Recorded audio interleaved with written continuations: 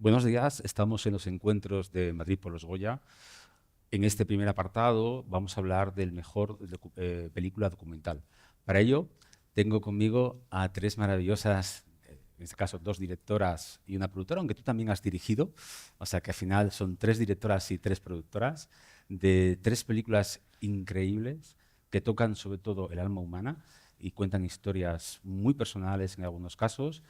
Y bueno, pues voy a presentarlas porque Paula Palacios, por la ¿Qué tal? película Mi nombre es Ali, no, perdón, Mi hermano Mi Ali, hermano Ali. Mi hermano Ali, Blanca, Blanca Torres por Marisol, Llámame Pepa, y Cris Trenas por la guitarra flamenca de Geray Cortés. A mí me gustaría haceros una primera pregunta que es, ¿cómo os llega a vosotros esta historia? ¿Por qué es la necesidad de contarla? ¿Y cómo lo habéis hecho? Porque son tres historias que son tres historias humanas distintas, porque si hay dos personajes, en el caso de Chris y de Paula, que sí los tiene, los puedes entrevistar, puedes ir con ellos, pero en el caso de Marisol, es una persona que imagino que bastante inaccesible por esa leyenda que tiene y por su coherencia de no aparecer en ningún sitio y ver cómo habéis llegado, ¿no? Entonces me gustaría empezar por ti, Paula, porque tu historia, Mi hermano Lee, es una historia de 12 años. Es una historia increíble, humana y que da muchas vueltas dentro del propio documental. Y me gustaría ver por qué, cómo conociste a Lee. Aunque mucha gente ya te ha escuchado en entrevistas, pero me gustaría que nos dices esa versión de cómo lo conociste y en qué punto estás ahora con tu hermano Lee. Pues estaba a punto de venir porque está aquí en Madrid, Ali. Aunque eso ya es spoiler, ¿no? De la peli, porque presento la película con Ali y ya un poco como que hay un pelín de spoiler ahí con la presentación. No, pues obviamente cuando empecé a hacer la peli nunca imaginé que estaría 12 años haciéndola, pero ni 3, ni era una cosa... Yo conocí a Ali en la frontera entre Ucrania y la Unión Europea, una frontera con Eslovaquia. Él estaba intentando entrar de forma irregular y le detuvieron.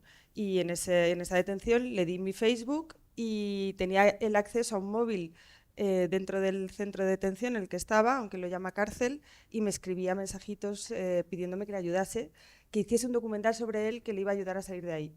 Así que, bueno, tardó un poco en convencerme, porque no es tan fácil conseguir permiso para grabar en un centro de detención, pero me convenció, fui a Ucrania, empecé a rodar y es en ese empezar a rodar que me di cuenta que, bueno, hubo una conexión entre él y yo y me di cuenta que la historia podía dar mucho más que simplemente hacer un retrato de un somalí en un centro de detención en Ucrania, que ya era como, Somalia está súper lejos de Ucrania. A mí me llamaba mucho la atención que él hubiera acabado allí y había muchos más somalíes allí, pero esa historia empezó a convertirse en algo más personal y me ha llevado 12 años por el mundo y una relación de amistad que es mucho más que de amistad, que es, pues eso, nos llamamos hermanos y le considero familia. Le considero familia, así que nada, ahora está en Madrid porque va a venir a los Goya y bueno, es que no quiero decir mucho en qué punto está él, porque eso sí que es spoiler, pero sí que bueno, se sabe porque está en el tráiler que Ali llega después de estar 3 años en Ucrania a Estados Unidos, buscando el sueño americano, buscando una vida mejor, y en esa búsqueda hay un desengaño y acaba en otro sitio, que eso sí que no lo digo. Bien, bien, bien. Blanca. A ver, para mí para mí es un encargo, o sea, la historia de Marisol Llámame Pepa me llega porque me llama Chema de la Peña, mi productor, uno de ellos. Y es verdad que él también conocía, ¿no?, mi fascinación por Pepa Flores y ya teníamos ganas de trabajar anteriormente. Y era un proyecto que para mí era, preguntabas antes por qué, ¿no? Pues era un proyecto para mí fundamental porque em, la historia de Pepa, más allá de que sea una fan del personaje, pero me parecía que su historia era una manera muy contundente de poder retratar a las mujeres de aquellos años 60 y 70, ¿no? Y la transición que hicieron. Porque igual que fue, ¿no?, un modelo, ¿no?, a seguir por todas esas niñas del franquismo, el salto que dio ella, ¿no?, y el cambio de nombre a Pepa Flores y su posterior retirada, tiene mucho que ver también con un viaje que han hecho muchas mujeres de este país, ¿no?, de conquistar su propia identidad y su propia libertad. Entonces, yo creo que desde el minuto número 1 entendimos que Pepa Flores no solo contaba su historia, sino la historia de España, y a partir de ahí es donde empezamos a trabajarla.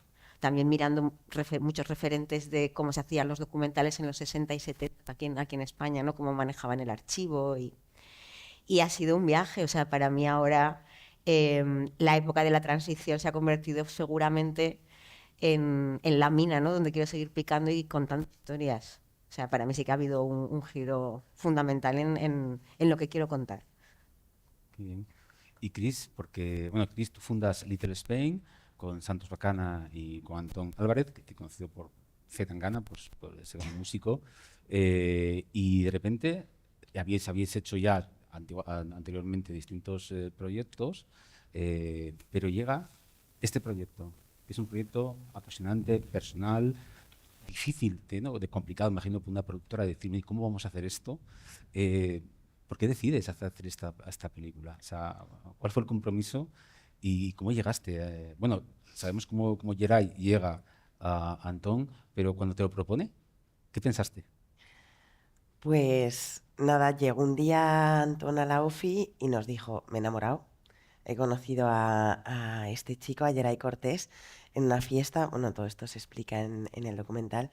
Y se había quedado completamente fascinado y ya vino con la determinación de que quería hacer un documental sobre su vida, que también tuviera un componente musical muy importante.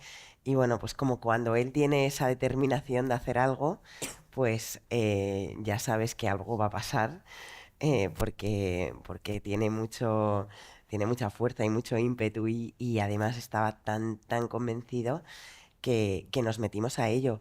Luego sí que es verdad que mucha gente piensa que primero rodamos esta ambición desmedida y luego hicimos la guitarra, pero en realidad hubo mucho tiempo que estuvimos haciendo los dos proyectos a la vez. Entonces estábamos de gira, rodando la gira de la que también era parte Geray Cortés, y a la vez estábamos rodando el documental de Geray, montando el documental de Geray, así que han sido unos años bastante complejos.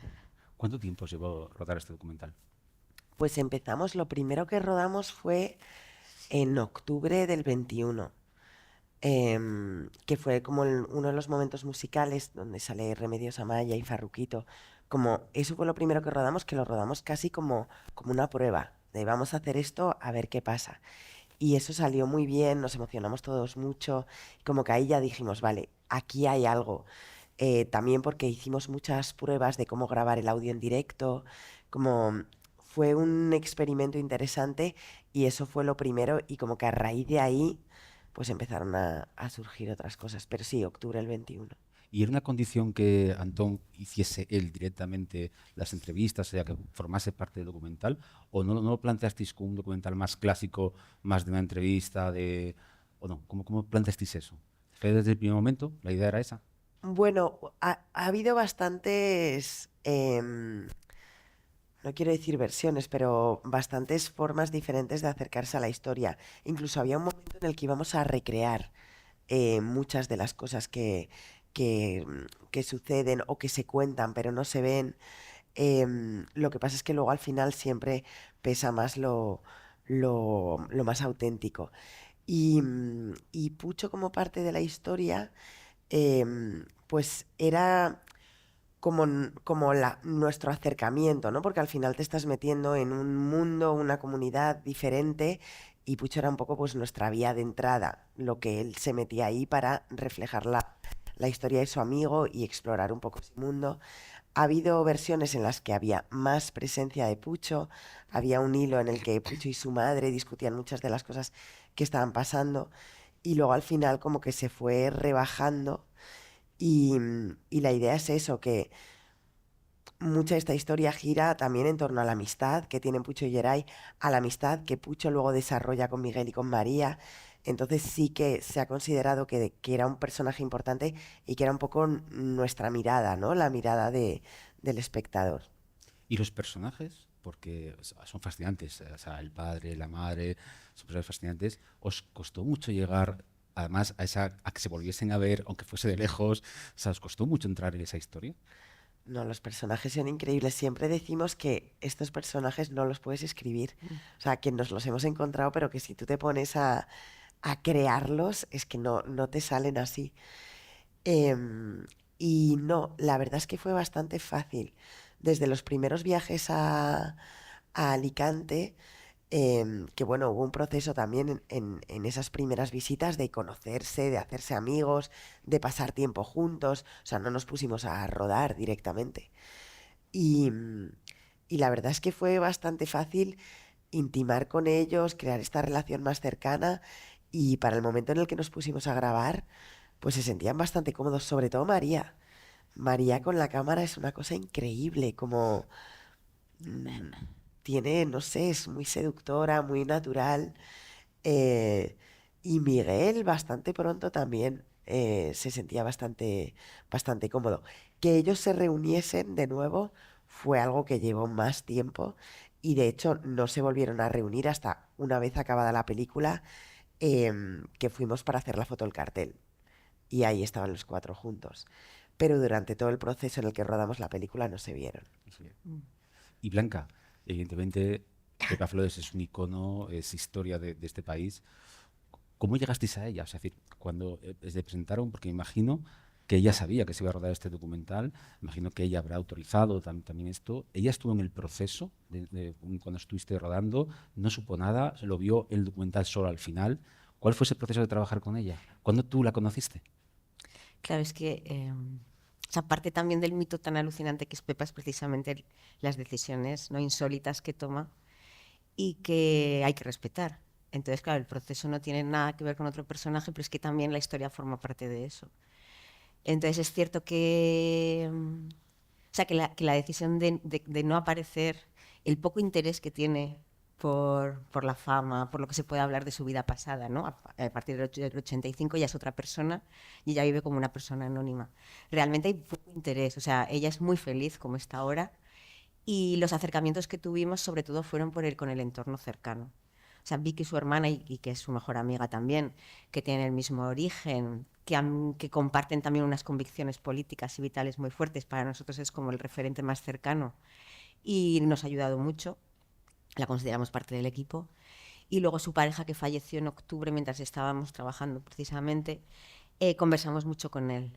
Y de alguna manera también sentimos que él hacía un poco de bisagra, ¿no? O sea, él podía llegar a comentar cosas con ella y podíamos recibir un feedback de alguna manera, pero ante esa especie de vacío, ¿no? De no saber cómo podemos acercarnos a ella, la verdad es que no se nos ocurrió esta cosa de, ¿no? De que fueran las palabras que ella ha ido vertiendo en diferentes revistas o cuentos infantiles, pero que no fuera una voz externa que opinara o diera ¿no? Que fuera ella misma con su propia voz la que contara su historia, que nos parecía lo más respetuoso, ya que ella quería, ¿no? Quería desaparecer de la historia.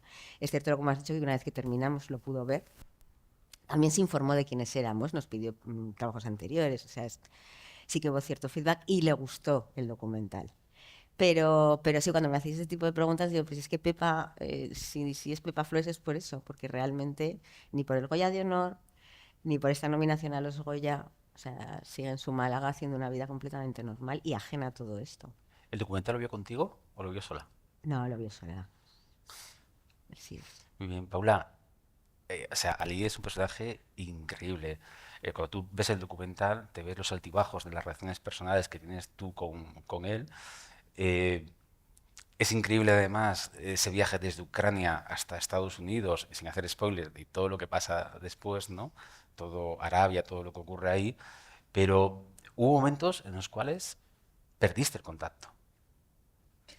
Bueno, yo tenía claro que no quería que este fuera un documental más. Tengo la suerte de haber hecho, o sea, trabajo haciendo documentales y no tenía necesidad de hacer uno más que no tuviese algo, digamos, especial. Y cuando él llegó a Estados Unidos, eh, es verdad que podía haber terminado la película ahí porque ya era un historión, ¿no? Una persona, un migrante que conoces en Ucrania siendo menor de edad, que consigue llegar a Estados Unidos, para una persona que ha hecho muchas películas sobre inmigración como yo, pues es como ya un regalo. Pero había algo en el ambiente del entorno de Ali, de los chavales con los que estaba en Estados Unidos, que me hizo pensar que aquello no iba a acabar tan bien. Yo estoy acostumbrada a que las personas me cuenten, los migrantes sobre todo, me cuenten sus historias. Y en Estados Unidos no me las querían contar. Yo no sé las historias de su mejor amigo Prince, por ejemplo, nunca me la ha querido contar.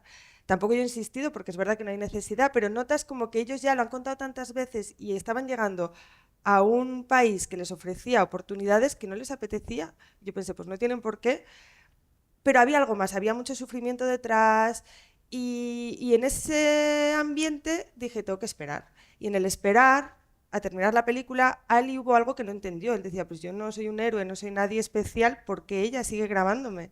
Y eso, sumado a que ya cumplió 21 años y las ayudas que le estaban ofreciendo desde las organizaciones que le ayudaban en Estados Unidos, pues se acababan y él tenía que hacerse responsable, empezó a estresarle y es cuando me pide dinero. Lo cual yo al principio entiendo, pero cuando me siento con él y le explico, oye, mira, este documental es un documental, pero que yo no te voy a pagar por hacerlo, al ver que él no lo entendía, pues corté relación con él y dije, pues ya está, pues no hay documental. Y estuvimos bastante tiempo, pues se cuenta en el documental, hablándonos por redes sociales, pero realmente no, yo pensaba no hacer la película y hasta que él me llama de nuevo. Y creo que eso es lo bonito y lo auténtico, porque cuando él me llama de nuevo y nos volvemos a juntar de nuevo, cuando ha habido una ruptura anterior, ¿no? Siempre se dice, las relaciones de verdad tienes que haberte peleado para que sean de verdad. Pues yo creo que esto en la película se ve y estoy satisfecha que se ve que nuestra relación es muy honesta y que ha habido ruptura de verdad, porque luego hay reconciliación de verdad. Y para mí la historia, la parte que más me gusta es a partir de ahí, ¿no? A partir de donde nos encontramos en Doha, que es muy especial. Sobre todo, no iba a hacer, que no quería hacer spoiler, pero Ya, es que es muy difícil no hacer has spoiler. pronunciado Doha. Es un momento fascinante. O sea, el momento de Doha, plena pandemia, los dos ahí separados por una valla. ¿Has ido sola? O sea, ¿fuiste a grabar sola o llevas un No, equipo contigo? ahí llevaba un equipo porque yo estaba haciendo otro proyecto y teníamos que hacer cuarentena para hacer ese otro proyecto. Yo estaba ahí trabajando, como me dice Ali, ¿no? Tú estás siempre trabajando y es que siempre estoy trabajando. Entonces, él vino, él se pagó el billete de avión solo, entonces lo que sí que conseguí es que le pusieran en la habitación de al lado y mi operador de cámara, mi DOP, estaba en el balcón de arriba. Entonces, había momentos en el que yo grabo a través del arbusto a Ali y Ali me graba a mí, pero hay veces que nos graban esa cámara tan chula que graba los dos balcones y esa Doha vacía porque no había nadie en pandemia, que a mí me encanta ese ambiente como, pero ¿dónde están en medio de la nada? Pues es a la vez una cámara y también una GoPro que pusimos. Es que hay muchas cámaras en esta película, muchos Sí, dispositivos. parece un rodaje muy sencillo, pero luego en el fondo no es tan sencillo, ¿no? No es- Y eso es lo maravilloso del cine, que al final aquello que no ves es lo que hace grande a la película cuando dices, esto lo han hecho con una cámara, se han ido por ahí grabando y dices, tú, perdona, porque en la guitarra tiene que haber también un montón de cámaras y un montón, además tú que o eres todavía directora de fotografía, vamos, ahí tuviste que planificar todo, porque entiendo que ibais, no cortabais. Bueno, rodábamos en película lo primero, entonces en ese sentido, O sea, estabais en 35 milímetros. los momentos musicales en 35 milímetros y lo demás en 16. Hay una parte muy pequeñita que rodamos en digital y luego hemos kinescopado, pero es una parte muy pequeña. Pero las entrevistas son en 16, que yo en ese momento decía, madre mía, vaya locura, una entrevista de hora y media en 16 milímetros. Y los momentos musicales son siempre en 35, que además intentábamos hacer con un formato determinado, que era, la rodamos en 35 en plano secuencia, grabando el sonido en directo. Sí que es verdad que luego algunos de los momentos musicales, como el que están todos los gitanos en el Río Seco, ese se acabó cortando, pero la premisa era siempre rodarlo para que fueran en plano secuencia en 35 y duran lo que te dura el chasis. O sea, te dura 5 minutos y a los 5 minutos se acaba. Y si se ha acabado la canción bien, si la canción sigue te lo pierdes, pues un poco jugar a eso de perder un poco el control. Y teníais, por ejemplo, en esa coreografía que hicisteis, ¿esa estaba preparada o fue natural, fue espontánea? La del Río Seco. Sí. Bueno, hicimos, o sea, fuimos ahí por la mañana, decidimos, bueno, venga, vamos a rodar aquí y planeamos un poco, pues como te digo, por eso de que lo queríamos tener todo en un plano, pero tampoco hay mucho ensayo, también porque estás trabajando con gente que no está acostumbrada a ensayar y no está acostumbrada a repetir las cosas 1000 veces. Así que hay poco margen en ese sentido. Es impresionante el momento del documental cuando él explica por qué quiere hacer el disco y que tiene un motivo, tiene algo que contar, ¿no? Y que lo quiere contar. Eh, él realmente no sabía dónde estaba la tumba de su hermana. No sabe dónde estaba. Él no sabía dónde estaba. O sea, porque hay como una búsqueda No, de- no. él Él sabía que estaba en este cementerio, tenía el recuerdo también, es que Tania era muy joven cuando... O sea, él era muy joven cuando... Ay, aquí estoy dando spoilers yo también. Ya. Pero Es inevitable. él era muy joven como cuando Tania murió, entonces él tenía la idea de que estaba en este cementerio, pero no había ido, no tenía, ni siquiera sabía con qué nombre estaba enterrada. Entonces digamos que para los propios personajes también ha sido como desenvolver un misterio, ¿no? El proceso de hacer la peli.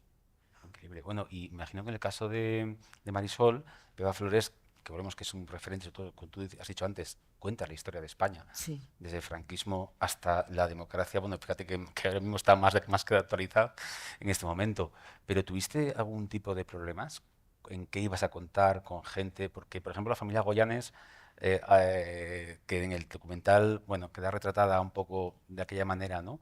¿Tuviste algún problema en algún momento? No, ¿Alguien te dijo algo? Cuidado que haces, cuidado con esto.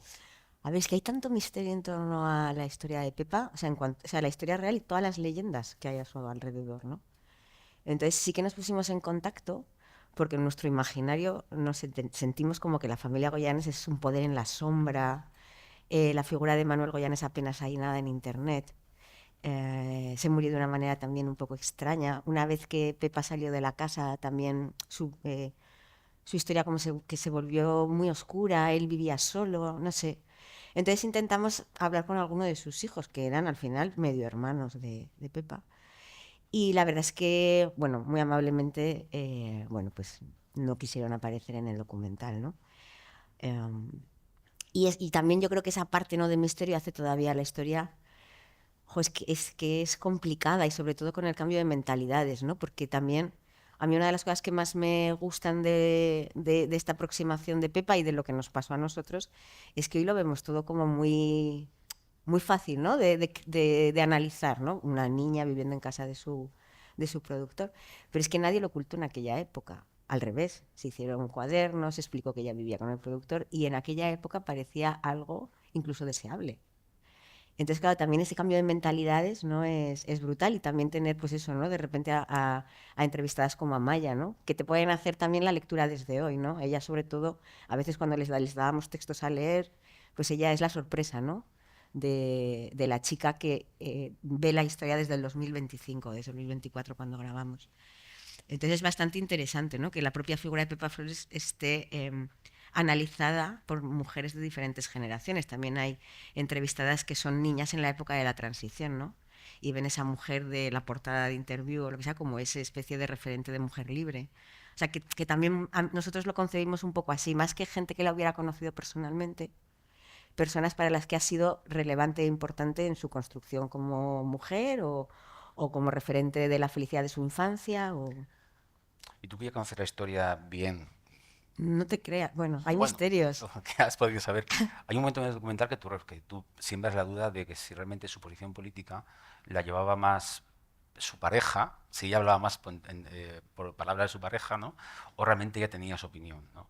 Es decir, yo quiero decir que cuando lo ves, dices, no, ella evidentemente hizo un cambio al abrir otra realidad y ella dijo, no, esto lo que yo viví no es así, esto es así, ¿no? Pero realmente en aquella época se la tachó de traidora, incluso de la propia izquierda, porque al final estaba enfrentándose también a una izquierda que estaba emergiendo, que era más socialdemócrata, no iba tanto, ¿no?, por el marxismo. Y entonces, ¿tú crees que ella realmente, no sé, no sé si en este momento está decepcionada o realmente todo esta, apartarse de todos porque dijo hasta aquí? O sea, me han traicionado unos, me han traicionado otros, el fotógrafo la traiciona cuando saca las fotografías. Quiero decir, ¿hasta qué punto ella se siente en esa traición común y que solamente los que le rodean, o sea, su núcleo, es el que realmente puede confiar? Claro, es que una vez que ella desaparece de la esfera pública no concede ninguna entrevista. Entonces cualquier cosa que digamos es elucubrar, que es un poco también lo que nos hemos planteado en el documental, ¿no? Pepa es un mito y ha dejado tras de sí una leyenda, como cualquier gran mito, que es todo lo que ha salido escrito en prensa. Lo que está entrecomillado en prensa es realmente lo que ella dijo. Es que pues no lo sabremos, son nuestros escribanos, ¿no?, los que han dejado esa leyenda en el que más o menos todo el mundo conoce. Igual hay un capítulo que no conoces tanto, pero bueno, que a cualquiera le preguntas y te puede hacer un arco bastante general de cuál fue el mito, ¿no?, de Pepa Flores. Entonces yo creo que sí que hay una especie de consenso colectivo en el que Pepa realmente se fue por un hartazgo, ¿no?, por un hartazgo por la fama Y la lectura también, viendo todo el arco también, es un hartazgo por el machismo, venga de derechas o venga de izquierdas. O sea, la sensación de infantilización de Pepa Flores en el sentido de que sus ideas nunca fueron suyas, ¿no? Que incluso después de ver el documental hay muchas veces que volvemos otra vez, ¿no? Si siempre fue manipulada, si no. O sea, yo no sé cuál es lo que ella diría. Lo que sí es cierto es que ella ahora vive en Málaga, con una vida muy parecida a la vida que tenía antes de ser Marisol, con una conciencia de clase muy fuerte, que creo que habla mucho más, ¿no? de las convicciones que quizás pudo tener Antonio Gades o otras personas, ¿no? No sé, esto ya es meterme... Pero Antonio Gades acabó con una multimillonaria. Bueno, no sé quién era el comunista. Pero aún así se le sigue otorgando a él, ¿no? O sea, creo que nos tenemos, y yo también, nos tenemos que revisar mucho la mirada de dónde salen... O sea, que las mujeres de aquella época tenían ideas políticas, pues claro que las tenían. Y las de Pepa Flores son tan contundentes que han llegado hasta hoy. Sí, sí. Sí. Y Paula, hay un momento, es que no quiero hacer spoiler, pero es que es inevitable hablarlo. Es difícil, Es sí. difícil, ¿no? Evidentemente, cuando tú ves el documental, hay un momento en el cual ves que el emigrante que huye de su país, que es capaz de ir a una cárcel de Ucrania con tal de llegar a Estados Unidos, que es su gran el sueño americano, ¿no? Luego descubres que el sueño americano no es tal como te lo venden. Porque luego cuando él quiere ir a la universidad y dice, si es que me llena de deudas, es decir, no puedo, o sea, tengo que ser camionero porque gano dinero, ¿no? Pero luego hay una reacción que vuelve hacia su religión. O sea, es un viaje apasionante de un personaje real, donde realmente cuando tú pones el documental, dices tú, vale, entiendo muchas cosas de lo que puede pasar a una persona que se va de su país, lo que puede vivir y hasta dónde vuelve a llegar, que vuelve a llegar a sus raíces absolutamente musulmanas y religiosas, ¿no? Y todo ese proceso, tú cuando lo hablas con él, ¿cuál es tu sensación? Porque imagino, es una cosa muy directa en el documental, el Ali que yo conocí en Ucrania a la Ali que ahora conoces, ¿no? O sea, ese cambio, ¿no? ¿Cómo viviste eso? Porque en el documental se cuenta muy bien, pero a nivel personal, como persona que le quiere, que os llamáis hermanos, ¿cómo viviste todo ese proceso?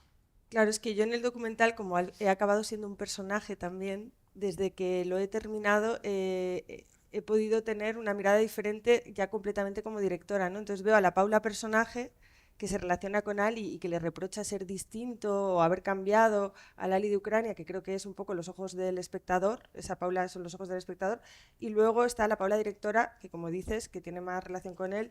Yo ahora lo que pienso es... bueno, que también está un poco, está en el final del documental, es que al final Ali sale de su país con 14 años, no con 3 ni con 4, con 14. Ya tienes unas raíces muy fuertes. Entonces, él estuvo mucho tiempo en transición, además él me lo decía, ¿no? En Ucrania él estaba en transición intentando buscar un lugar donde hacer su vida. Cuando encuentra Estados Unidos, ahí está integrándose, además a priori tú le ves como tiene un carácter vacilón y parte de lo bonito y divertido de él, lo que a mí me enganchó es que no se hace la víctima nunca, ni siquiera cuando está en el centro de detención, él es divertido y... y pues ahí cuando llega a Estados Unidos pues está integrándose, está ocupado en eso y cuando ya empieza a estar establecido es cuando ya ese stand-by ya no vale, ahora te tienes que poner un poco a lo tuyo, ¿no? A ver qué tipo de vida quieres. Porque una cosa es que hayas encontrado un lugar donde estás a salvo y estás bien, y otra cosa es que esa vida a ti te vaya bien.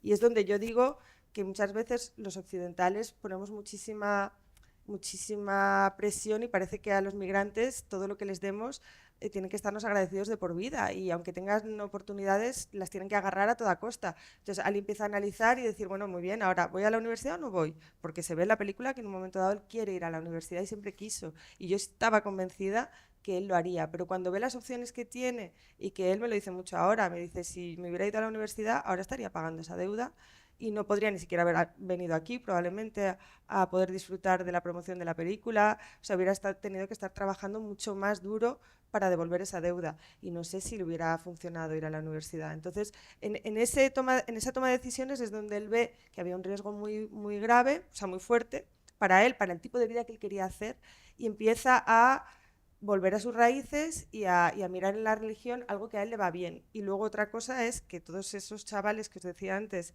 que a mí me provocaban que había algo, muchos han acabado en drogas sin problemas gordos y Ali su manera un poco de sobrevivir ha sido abrazar la religión y encontrar ahí su casa y su lugar. Y yo creo que eso, bueno, yo como hermana suya, como le veo feliz, no tengo por qué juzgarlo. Yo mientras él esté contento, creo que las decisiones que él tome son sus decisiones. Es ahí un poco donde está el respeto, ¿no? Entonces, una denuncia maravillosa respecto a cuando Trump entra, ¿no? Y cierra las fronteras a musulmanes. ¿Tiene miedo ahora con la nueva entrada de Trump? Sí, está preocupado. Está preocupado porque además la economía ya no es como antes. Él ahora dice que cuando vuelva, si vuelve a trabajar como camionero, que a priori es lo que va a hacer, ya no se gana tanto dinero por la crisis del petróleo con Ucrania, pues los sueldos son peores. Y con Donald Trump, hombre, él ya es americano y a él no le va a afectar a título personal. Pero, por ejemplo, conseguir traer a su mujer a Estados Unidos, que todavía no lo ha conseguido, sí que va a poder ser un problema. Así que sí, está preocupado. Bueno. Cris, entramos a la hora de montaje. Me imagino las horas y horas que habéis grabado para poder montar. ¿Cuál fue el proceso? El montaje, pues como siempre, complicadísimo. ¿No? En todo documental Total. es, es una guerra, ya lo sufrimos muchísimo con esta ambición desmedida ahí porque teníamos una cantidad de material pues ingente y pues ahí es donde estaba el proceso de intentar descifrar la historia y aquí no teníamos tanto material, pero también era un material muy sensible porque al final era, pues eso, una historia muy personal, muy, había que tratarla con mucha delicadeza, entonces, pues ahí también era complejo. Ha sido largo. Lo hemos hecho principalmente con dos montadores y se le ha dado muchas vueltas y hubo una versión de la peli que estaba prácticamente o que dábamos por buena y Geray vio esa versión y dijo, tengo varios problemas con varias cosas de esta versión, entonces nos lo explicó y ahí casi que fue como pues volver a meterse en la sala de montaje y volver a pelearse con el material, que luego fue positivo porque todos esos comentarios que dio Geray sirvieron para hacer la peli una peli mejor. Pero bueno, muy complejo por muchos motivos, pero diría sobre todo por eso, porque al final pues era material muy sensible, muy íntimo, muy personal, que había que tratar con mucho cuidado. O sea que tenéis para hacer un segundo documental, ¿no? La versión del director, el corte del director, 3 horas, 3 horas más, ¿no? Sí. Blanca, tú eres montadora en tu pasado, es decir, con lo cual, al montar la película, imagino que además se ve el montaje, que está muy pensado. eh, Todo ese proceso, sobre todo de horas de buscar material, de revistar, me imagino que fue lo más tedioso, ¿no? Lo más tedioso y lo más divertido. No sé, ayer, por ejemplo, hablábamos mucho de esto, ¿no? De cuánto tiempo es, ¿no? Lo estándar en un documental, ¿no? Y es que nos hemos dado cuenta de eso, que en los planes de producción normalmente se quedan muy cortos, ¿no? Podrían ser a lo mejor 3 meses y había compañeros ayer, por ejemplo, que hablaban hasta de 9, porque al final el documental se hace en sala. Entonces es necesario en estructura darle muchas vueltas. O sea, cuando te pones ya a pulir, has tenido que pasar por muchas versiones. Em, y en el caso de Pepa se añadía el material ingente que había, o sea, yo es que, o sea, quiero decir, y lo que hemos dejado atrás, y todavía me siguen mandando cosas, colecciones y tal de fotos que no había hecho en la vida. Y, y ordenar cuanto más material tienes es fantástico porque tienes más opciones, pero también son más horas de montaje. O sea, es que esto es así, cuanto más material más va a costar. Pero sí, o sea, quizás la reivindicación para este 2025 sería eso, ¿no? El que entendiéramos de verdad que el documental se hace en sala y que los tiempos de sala tienen que ampliarse, tienen que ampliarse. Y igual que en el caso de la guitarra de Chris, que Geray, por lo que me acabas de contar, sí veía sus montajes, sí veía sus previos, entiendo que Pepa no. Ya. Fue un peso bastante heavy, durante todo el proceso. O sea, teníamos muy claro que había una espectadora uno, que era Pepa, y que si lo veía y no le gustaba o se sentía dolida, no iba a tener sentido nada del proyecto. Y además, añadiendo la cantidad de traiciones anteriores y la cantidad de veces que ha sido utilizada para vender otras ideas, porque es que o sea, es sin querer, pero es que Pepa es un elemento de venta extraordinario. en este país. Entonces, claro, también ya partes de la base de que la utilización, aunque sea inconsciente, existe y hay mucho vértigo. O sea, yo pensaba que no le iba a gustar. O sea, que no sé, que iba a haber algo ¿no? que le removía mucho. Pero bueno, la suerte es que sí que estuvo de acuerdo. O sea Y en el que proceso, ¿alguien de su familia veía los premontajes, veía algo o no, no? hablábamos y contábamos algunas decisiones que estábamos tomando. Pero no, y tengo que decir también que tampoco ha habido ninguna censura, ¿eh? O sea, tampoco nos han dicho esto no, o sea, no, nos han dejado mucha libertad. Es que cuando digo que hay realmente una separación de ella con todo esto, es real. O sea, entiende la profesión, entiende qué estamos haciendo, entiende que el documental, ¿sabes?, era algo importante para nosotros, pero no se metió. Sí, sí que a lo mejor hablando con ellos entendíamos, por ejemplo, que hablando con Vicky y con su marido, quién era ella. O sea, sí que nos daba sin querer, es que cuando llevas tantas horas hablando de alguien, ¿no? Sí que la entiendes mucho más. Yo quiero decir que después de ver el documental todo el mundo creo que entiende más a Pepa Flores, Sí, ¿no? Y sus sí, razones, o sea, que es sí, maravilloso. sí, sí. Paula, 12 años. O sea, si hablamos de horas de montaje, ¿cuántas horas has tenido que visionar? ¿Cuánto has tardado en montar la película? No, claro, o sea, la película es como un 5% de todo lo que tenemos y todo lo que no tenemos, que yo he pasado muchas horas sin grabar también con Ali, es algo que digo mucho porque no creo que esta película la pudiese hacer la Paula de hoy. Yo tenía más tiempo, no tenía hija, o sea, le dedicaba mucho más tiempo a pasar tiempo de calidad con Ali hablando y conociéndonos, ¿no? Que eso también cuenta. Y el montaje en mi caso ha sido imprescindible para darle forma a la película que es, porque es verdad que el plan nunca fue que yo fuera un personaje dentro de la película. Al principio iba a ser una cosa pues mucho más observacional. El hecho de que a mí me dejen entrar en el centro de detención sola, sin el director de foto, y que yo empiece a grabar y que conteste detrás de cámara y alguien mire a cámara para hablarme, es verdad que ya da la forma de la película, pero a pesar de eso, mi plan siempre fue cortar mis frases y no estar tan presente, ¿no? La directora detrás de la cámara dentro de la película. Pero las montadoras, que he contado con 2 montadoras, que empezaron a montar casi desde el principio, veían en todo eso que para mí era descartes o making of o tal, veían la película y decían, Paula, pero es que en la película está nuestra relación, esto es divertidísimo. O mira esto, que Ali te habla a ti a cámara, cuando le doy una cámara en un momento dado a Ali y él me lanza mensajes. Entonces, eso hizo que yo en un momento dado asumiese mi rol como personaje y ya la película empieza a tener una forma en la que ya me graban directamente a mí y yo estoy dentro, ¿no? O sea que el montaje ha afectado directamente a la película y yo también estoy de acuerdo que hacen falta, bueno, es que no sé cuántos meses en estos años, han sido años de montaje. O sea, hemos pasado mucho tiempo contando. ¿Y él vio algo o ya vio el documental ya acabado? Sí, él veía escenas, veía premontajes como tal, no, pero veía muchas escenas de Ucrania, le preguntaba muchas cosas. Él ahora dice, oye, pero no pusiste esto que me enseñaste que me gustaba. Claro, él echa de menos cositas. Yo procuré lo que es el proceso total, enseñárselo más hacia el final, porque yo estaba descubriendo también qué película quería hacer, pero él sí que el material en sí lo hemos visionado mucho juntos y todo el que lo ha rodado, pues lo ha rodado él y sabe lo que tiene, ¿no? Así que sí, él ha participado bastante y ha dado el visto bueno para mí era muy importante que él estuviese ok con la película porque es su historia al final y además yo quería que participase activamente, ¿no? de la peli. Ok. Bueno, ya nos queda más, ya muy poco tiempo ya, porque ya me dicen que hay que cortar. 3 viajes fascinantes, 3 viajes personales, 3 viajes que te llegan al corazón cuando lo ves, ¿no? Te emocionas, lloras, te ríes, te sorprendes, ¿no? Pero ahora tenemos un montón de gente en streaming viéndonos, seguramente académicos que tienen que votar.